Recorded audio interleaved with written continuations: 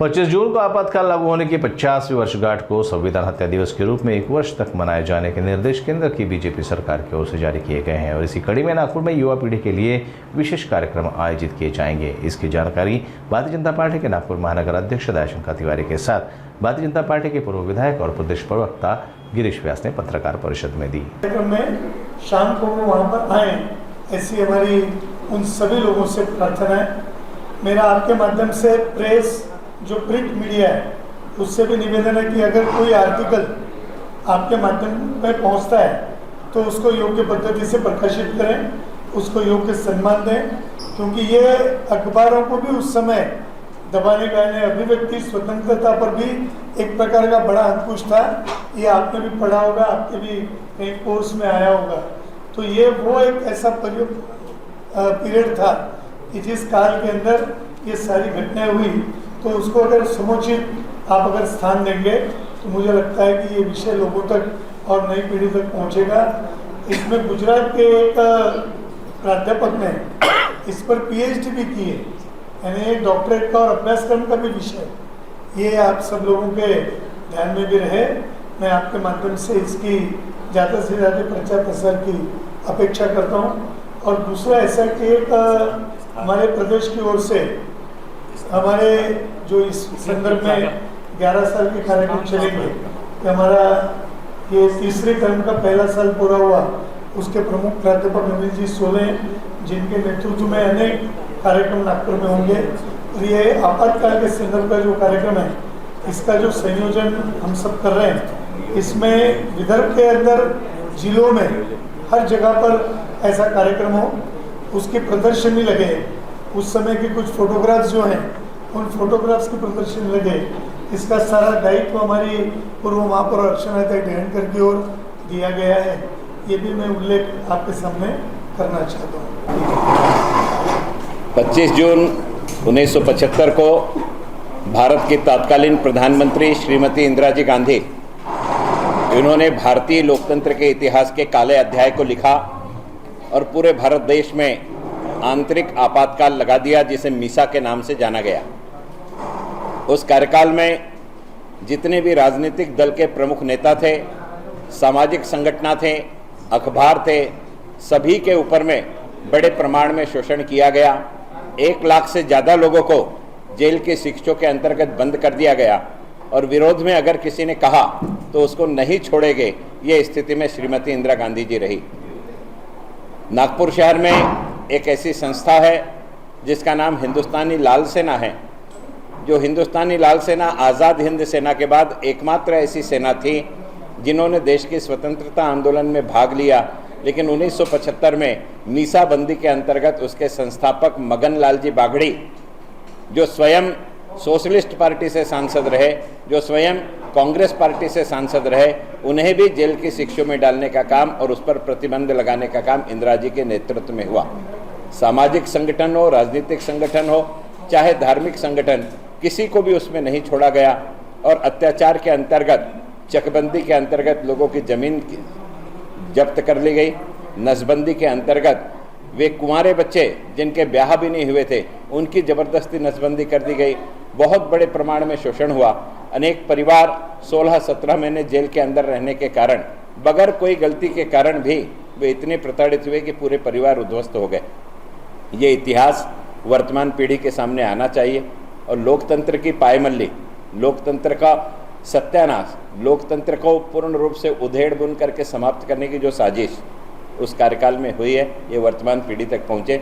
इस दृष्टि से आने वाली 25 तारीख को नागपुर शहर में वनामती में शाम को 5 बजे लोकतंत्र सेनानियों का सत्कार रखा गया।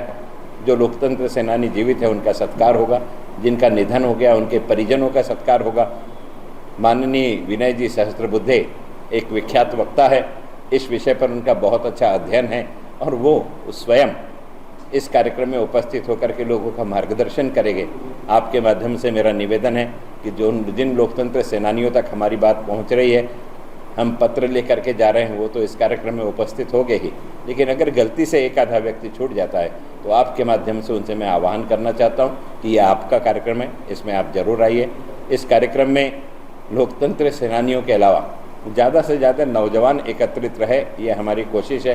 कारण नौजवानों के बीच में इस आंदोलन की जानकारी होनी चाहिए कि भारत के इस काले अध्याय को वर्तमान पीढ़ी भी समझ सके कि किस प्रकार से संविधान को पूर्ण रूप से कुचलने का प्रयास हुआ था। इसी श्रृंखला में लोगों के घर तक पत्रक के माध्यम से यह जानकारी पहुँचे, इसलिए लोकतंत्र हत्या दिवस और संविधान रक्षा दिवस, इस दृष्टि से युवा मोर्चा के माध्यम से हम लोग कांग्रेस के कार्यकाल में किस प्रकार से संविधान के टुकड़े टुकड़े किए गए, पन्ने फाड़ फाड़ करके अनुच्छेद बदले गए, उस इतिहास को भी, कलंकित इतिहास को भी लोगों तक पहुंचाने का हम लोग प्रयास करेंगे, जिससे जनता समझ सके कि लोकतंत्र का रक्षक कौन है और भक्षक कौन है। मित्रों, हम सब लोगों को मालूम है कि आज से 50 वर्ष पूर्व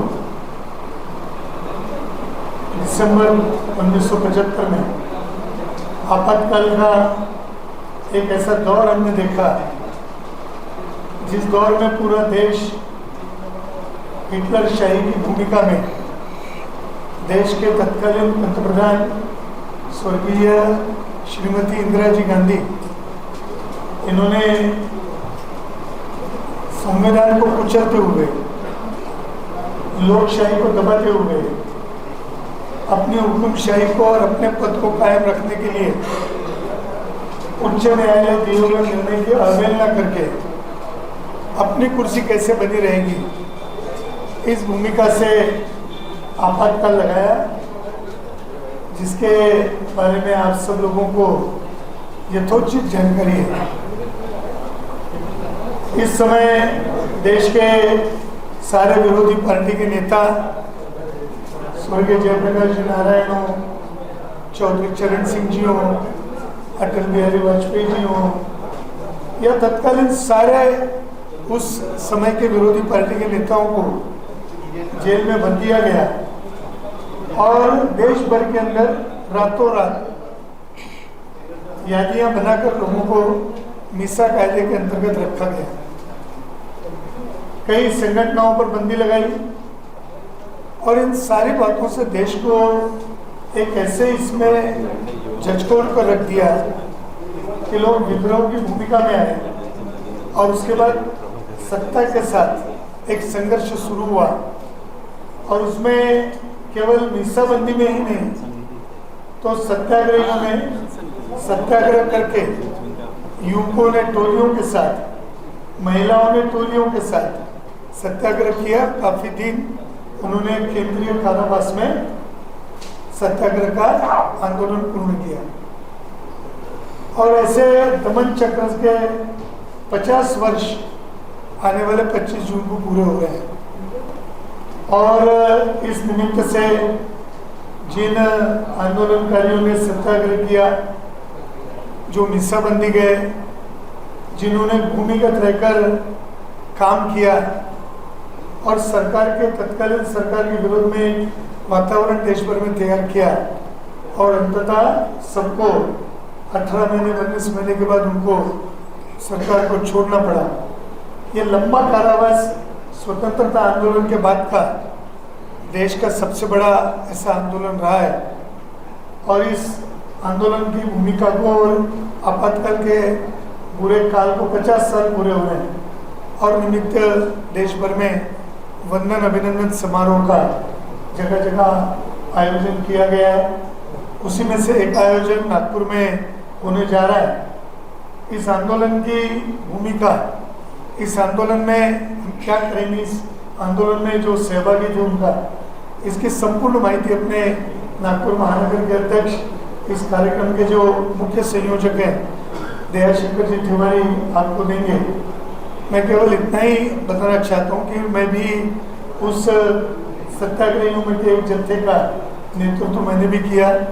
44-45 दिन मैंने भी कारावास यहाँ पर भोगा है। नागपुर में करीब करीब एक 450-500 कार्यकर्ता महिला युवकों के साथ जेल में रहे। मीसाबंदियों से जेलें भरी हुई थी और हम नागपुर के केंद्रीय कारावास में थे। आज उन सबका जब स्मरण करते हैं तो देश की लोकशाही को और संविधान को बचाने के लिए जो सत्याग्रह हमने किया उसका हमको अभिमान भी है और आज जो संविधान को बार बार बचाने की बात करते हैं उन्हीं के परिवार ने, उन्हीं की पार्टी ने संविधान को कैसे कुचला, संविधान का कैसे उन्होंने शोषण किया एक प्रकार से, इसका भी ये जीता जागता उदाहरण आपातकाल रहा है। और इसलिए इस संदर्भ में आने वाले 25 तारीख को जो कार्यक्रम होगा उसकी पूरी रूपरेखा आपके सामने हमारे नगर के महानगर के अध्यक्ष दयाशंकर जी रखेंगे, ऐसी उनसे प्रार्थना है। इसी संदर्भ में और भी अधिक की जानकारी वो आपको देंगे।